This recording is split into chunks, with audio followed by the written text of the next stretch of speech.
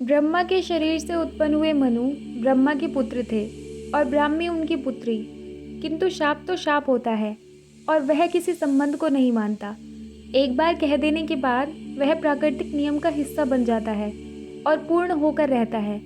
यह तीर की भांति निष्ठुरता से अपने लक्ष्य के निकट पहुंच जाता है। नारद शाप दे चुके थे और उनके वचन कच्चे फल की तरह सही मौसम की प्रतीक्षा कर रहे थे।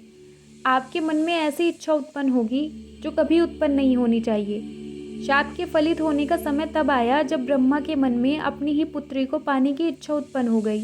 ब्राह्मी अत्यंत रूपवती थी और सृष्टिकर्ता अपनी ही रचना पर मोहित हो गए। उनकी देह अपनी ही देह के लिए ललायित हो रही थी। जैसे ही ब्राह्मी सम्मान में ब्रह्मा के सामने आकर खड़ी हुई तो उन्हें ब्रह्मा की नियत का एहसास हो गया। ब्रह्मा के नेत्रों में प्रेम नहीं अपितु वासना झलक रही थी, अतृप्त वासना। ब्रह्मा की दृष्टि से बचने के लिए ब्राह्मी तुरंत उनकी दाहिनी ओर चली गई, परंतु यह क्या, प्रभु की दाहिनी ओर एक सिर निकल आया ताकि वे ब्राह्मी को देख सके। फिर ब्राह्मी बाईं ओर गई तो बाईं ओर ब्रह्मा का तीसरा सिर निकल आया। फिर वह उनके पीछे गई तो ब्रह्मा का चौथा सिर पीछे की ओर निकल आया। ब्राह्मी बुरी तरह हताश हो गई और ऊपर की ओर हवा में उड़ गई, परंतु ब्रह्मा के जुनून की तो जैसे कोई सीमा ही नहीं रह गई थी। अचानक एक पांचवा सिर ब्रह्मा के अन्य चार सिरों के ठीक ऊपर प्रकट हो गया, जो ब्राह्मी को देखने के लिए तड़प रहा था। अपनी बहन को संकट में पाकर और पिता को खुद ही लज्जित होता देख मरीचि और अत्रि उन्हें चेतावनी देने आ पहुंचे। आपको नारद के वचनों के वशीभूत नहीं होना चाहिए। आप सृष्टिकर्ता हैं और सर्वोच्च शक्ति के प्रतीक हैं। आप अपनी ही पुत्री के लिए मन में अपवित्र भावना कैसे रख सकते हैं? आप प्रकृति पर अपनी इच्छा कैसे आरोपित कर सकते हैं? आपने ब्राह्मी को दिव्य उद्देश्य के लिए उत्पन्न किया है। ऐसी आकांक्षा के समक्ष न झुके जो आपकी समूची सृष्टि को अशुभ बना दे।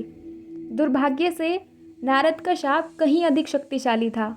उसने ब्रह्मा को कुछ इस तरह अपने शिकंजे में फंसा लिया कि उन्होंने ब्राह्मी का पीछा करना शुरू कर दिया। वह इधर उधर भागती रही, किंतु पिता से बचने का कोई उपाय न था। उनके प्रयास को विफल करने के लिए ब्राह्मी ने पशु रूप धारण करने शुरू कर दिए। वह गाय में परिवर्तित हुई तो ब्रह्मा ने खुद को बैल में बदल लिया। ब्राह्मी अश्व बनी तो ब्रह्मा नर अश्व बन गए। वह बतख बन गई तो ब्रह्मा ने खुद को नर बतख में बदल लिया। फिर वह हिरनी में बदल गई तो ब्रह्मा हिरन बन गए। वह एक एक करके 100 जीवों में रूपांतरित होती गई और यह सिलसिला चलता रहा। सरीसर्प, कीट, पक्षी और स्तनधारी, हवा, जमीन, नदी और समुद्र के जीव जंतु हर बार मंत्रमुग्ध हुए ब्रह्मा स्वयं को ब्राह्मी के नर समकक्ष में बदलते रहे और इस तरह उन्होंने नर और नारी के पवित्र युग को कलंकित कर दिया। ब्राह्मी ने 100 रूप धारण किए, इसलिए उन्हें शतरूपा भी नाम पड़ा। इस तरह पृथ्वी पर अनेक तरह के जीव जंतु अस्तित्व में आए। शिव को यह देखकर बहुत क्रोध आया और उन्होंने ब्रह्मा की निंदा की। तब जाकर ब्रह्मा को होश आया। उन्होंने शिव से क्षमा मांगी, किंतु शिव का क्रोध उबल पड़ा और उन्होंने ऊपर की ओर निकला हुआ ब्रह्मा का 5वां सिर काट दिया, जिसके बाद ब्रह्मा के केवल 4 सिर रह गए। ऐसे अधम विचार क्षम्य नहीं है। शिव ने कहा, आपके चारों मुख अब इस भूल के प्रायश्चित हेतु सदैव वेदों का पाठ करते रहेंगे। अचानक शिव बोलते बोलते रुक गए। उनके बाएं हाथ पर कुछ चिपका हुआ था। उन्होंने देखा कि ब्रह्मा का कटा हुआ सिर उनके हाथ से चिपक गया था।